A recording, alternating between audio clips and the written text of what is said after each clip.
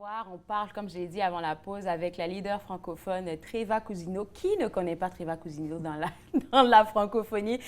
Si tu ne la connais pas, c'est que tu viens d'arriver ici, là. Mais écoute, Treva, tu me disais tantôt que tu étais à l'hôtel de ville pour le lever de drapeau. Oui. Comment ça s'est passé là-bas? Bien, c'était très bien. Pas beaucoup de monde. Moi, c'est ça qui me fait de la peine. J'aurais préféré beaucoup plus, mais tu sais, c'est de bonne heure, c'est 9 h le matin. Oui. Mais ça s'est bien déroulé. L'ACFO était là avec Stéphanie Plante. Oui. J'étais un petit peu déçue que ce n'était pas le maire. OK. Qui n'était pas présent. Je comprends qu'il y a probablement un horaire chargé, mais Jim Watson, d'habitude, c'était lui qui était là pour le lever du drapeau. Mais c'était bien, c'est toujours bien.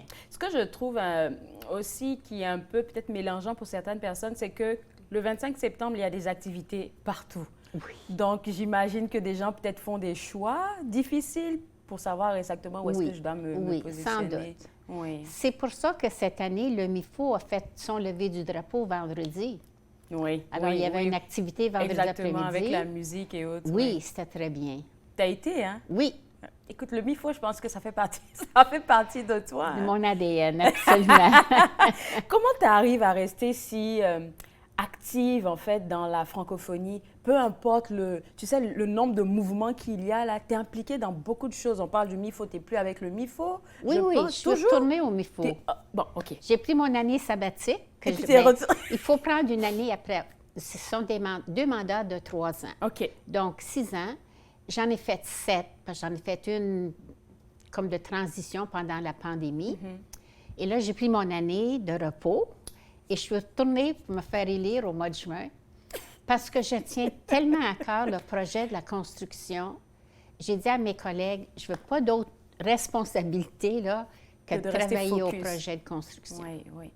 Écoute, tu fais un excellent travail, non seulement avec le MIFO, mais je veux parler entre autres aussi de Dialogue Canada. On en a discuté tellement de fois, toi et moi. Et puis quand on parle de Dialogue Canada, ce n'est pas seulement la francophonie, quoique c'est ça qui est à l'heure du jour aujourd'hui, mais on parle des 2 langues officielles, qu'on essaie de mettre tout le monde sur le même pied d'égalité avec Dialogue Canada. Oui, et Dialogue Canada entreprend un nouveau projet, mais je pense d'ailleurs que John Trent en a déjà parlé. Oui. Mais là, on a pris comme une pause pendant l'été et on va raviver le projet. C'est d'aider tous les Canadiens à s'entendre, à se comprendre. Il y a tellement de difficultés, du racisme, les gens qui... Quand on entend parler des fusillades ou quelqu'un qui, avec sa voiture, fonce dans une famille musulmane parce qu'il n'aime pas les musulmans. Alors, on a vraiment un bon plan de mise en œuvre. On commence à faire nos devoirs. Là. On invite différentes communautés, les Juifs, les musulmans, les Marocains, à une rencontre de planification pour voir si, en effet, il y a de l'intérêt. Parce que nous, seuls, on ne peut pas le faire. On est un petit organisme.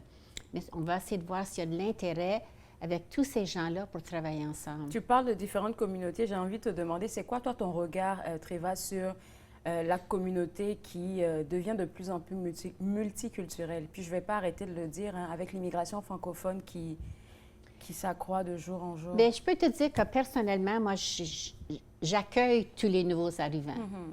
Je connais bien des gens qui ont des petits problèmes parce qu'ils se disent, on invite tout ce monde-là, mais ils n'ont pas de logement. Oui. Il y en a beaucoup qui ne sont pas capables de trouver du travail. Du travail, oui. Des professionnels qui ne peuvent pas faire reconnaître leur diplôme. Oui. Alors, je pense vraiment que si notre gouvernement veut continuer à inviter des gens, puis Dieu sait qu'on a du pays, premièrement, il faudrait les encourager à aller ailleurs qu'au Grand Centre. Oui, parce que très d'accord. Quand je conduis vers Sudbury, là, puis je vois l'immensité de notre pays, tu passes le long de la route, il y a plein de places pour des maisons. Il ne faut pas que ce soit tout à Toronto.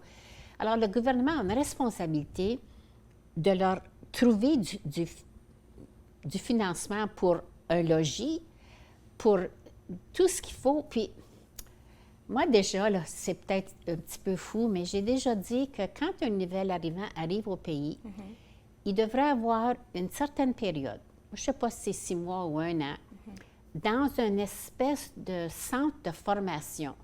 Qu'est-ce que c'est d'être Canadien? Quelles sont nos valeurs? Comment on fait pour trouver un emploi? Comment on fait pour trouver un... Pour que les gens savent à quoi s'attendre. Oui. C'est bien beau de dire « Oh, le Canada est beau, je m'en vais au Canada », mais j'arrive ici. Moi, si j'arrivais ici de l'Ukraine, je ne parle pas français, je ne parle pas anglais. Je ne connais pas du tout la vie canadienne, la coutume, comment on fait pour acheter quelque chose, comment on fait pour faire un rendez-vous chez le médecin, comment on fait pour se rendre à une clinique. Mais quand même, c'est important, même le numéro d'assurance sociale quand tu arrives. Justement. Il devrait y avoir un meilleur encadrement de nouveaux arrivants, selon moi. Parce qu'on a du pays, on a de la place, puis on a besoin. La main-d'œuvre, tout le monde se plaint du manque de main-d'œuvre. Quand est-ce que tu vas quelque part où il n'y a pas une affiche, on embauche, on embauche, oui, surtout maintenant, après la pandémie, c'est devenu comme... Bien oui. Alors, où sont tous les travailleurs, les travaillants? Qui sont censés venir ici. Et puis, ce que tu dis, c'est tellement intéressant. Ça me fait penser au travail que beaucoup d'organismes font pour l'intégration des immigrants francophones. Je vais parler même du petit coin de Vanier. Là, je pense à la maison Marie-Louise avec Ginette, qui essaie de montrer un peu c'est quoi la parentalité ici. Je pense au Centre social communautaire Vanier, et qui a des beaux programmes aussi pour accompagner que ce soit les parents ou même les nouveaux arrivants. Mais comme tu le dis, là, ça ne suffit pas. Parce que des organismes comme ça, là, ils font qu'est-ce qu'ils peuvent. Ils ne peuvent pas desservir tous les nouveaux arrivants. Justement. Ils ne peuvent pas. Alors, c'est peut-être une idée folle, mais il me semble que... J'en parle des fois, mais personne ne m'écoute. Mais je pense qu'au fur et à mesure qu'on continuera d'en parler, là, on va finir par taper à la bonne porte et puis ça va finir par arriver. Comment tu penses que, surtout pour une personne qui est nouvelle arrivante, elle doit se positionner pour trouver sa place dans cette francophonie qui est accueillante, je veux le dire? La meilleure chose, c'est de se porter bénévole pour faire quelque chose dans un organisme. Je pense, par exemple, à la Maison de la francophonie de l'Ouest. Ce qu'ils ont fait avec les nouveaux arrivants, c'est comme incroyable.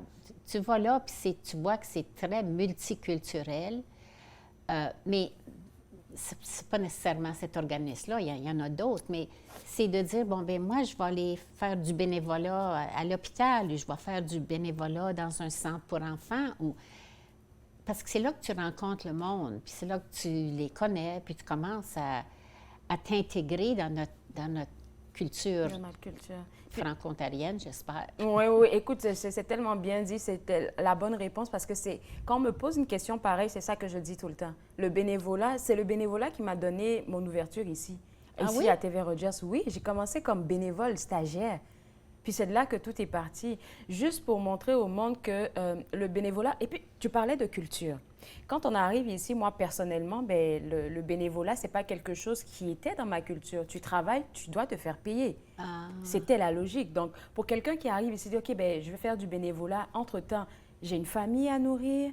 Entre-temps, je dois me chercher un travail. Entre-temps, je ne sais pas, j'ai besoin de faire tellement d'affaires pour m'intégrer. Mais ce que les gens oublient, c'est que, comme tu viens de le mentionner, tu vas rencontrer tellement de personnes qui seront capables même de te donner ton premier emploi. Oui. Puis on n'y pense pas souvent. Non, mais c'est important qu'on le dise et qu'on le redise. Alors, Treva, c'est quoi, toi?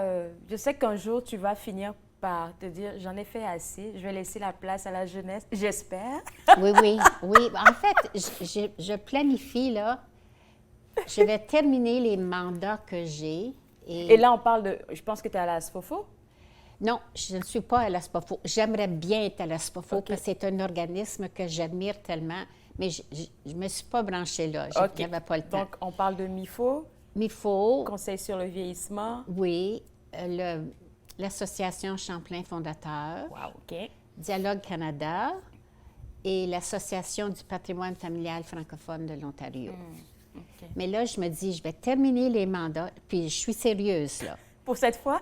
Oui. Bien, je me suis dit que rendu à 90 ans, il faut que tout soit fini. Oui. Mais c'est pas pire, là. Il me reste 4 ans, là.